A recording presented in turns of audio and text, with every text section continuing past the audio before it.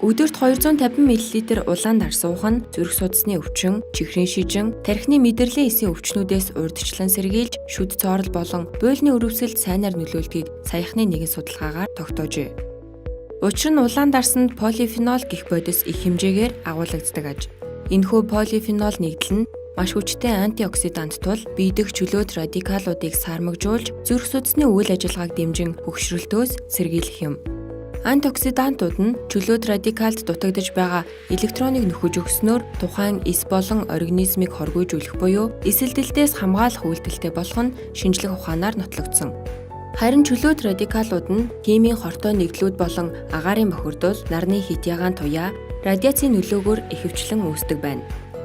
Судалгааны хүрээнд усан үзмийн үр болон улаан дарсны хандад агуулгадах полифенолыг тус тусад нь шинжилж үзэхэд уг нэгдэл амны хөндийн бактериудыг шүдэнд наалдах чанарыг бууруулж өвчин үүсгэгч альфа-нянг дарангуйлж байжээ.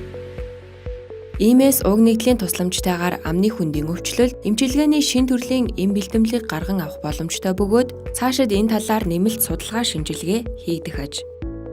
Энэхүү судалгааны үр дүн клиникийн түвшинд батлагдсны дараагаар улаан дарсыг шүдний өвчлөлийн эсрэг эмчилгээний зориулалтаар уух боломжтой болох юм.